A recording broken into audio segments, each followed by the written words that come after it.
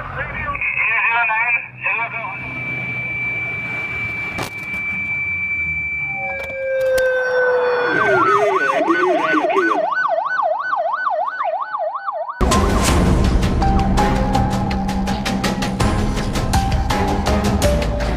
वालेकुम नाज़रीन, मैं ज़ैनुल आबिदीन और आप देख रहे हैं स्ट्रीट न्यूज़।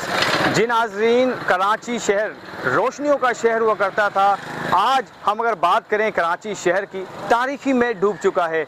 इस वक्त हम मौजूद हैं थाना सच्चल में और यहाँ पर स्ट्रीट क्राइम पर काफ़ी एक्टिविटी की जा रही है। एसएचओ की जानिब से रोज़ की बुनियाद पर स्ट्रीट क्रिमिनल्स को अरेस्ट किया जा रहा है, उनके खिलाफ कार्रवाइयाँ की जा रही हैं। चलते हैं और जानते हैं एसएचओ साहब की ज़ुबानी कि किस तरह कार्रवाइयों को लाएमल में लाया जा रहा है।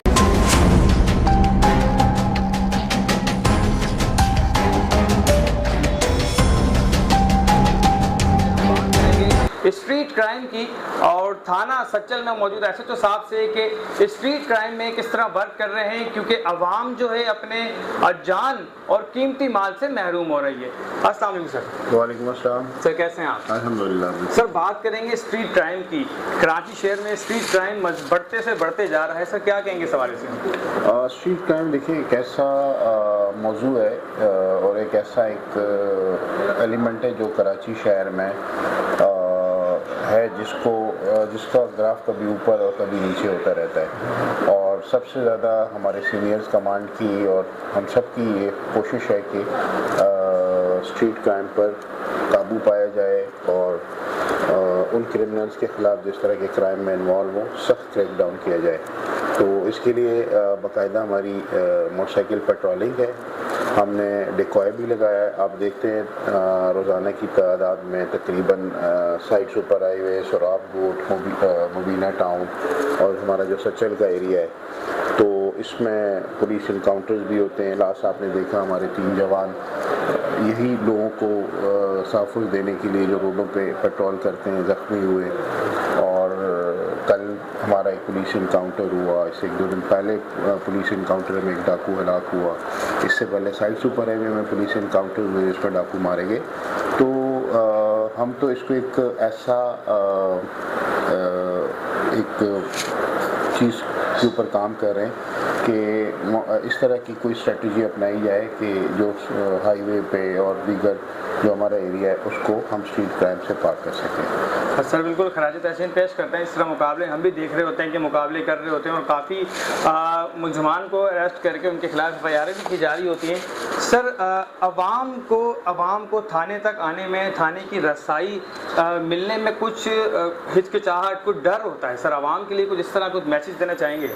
बिल्कुल डर नहीं होना चाहिए और मैं स्पेशली लोगों से ये कहूँगा क्योंकि थोड़ा सा लोगों में ये चीज़ है कि अगर हम एफआईआर करेंगे तो पता नहीं हम कितने दिनों तक इस चीज़ के पीछे फिरते रहेंगे।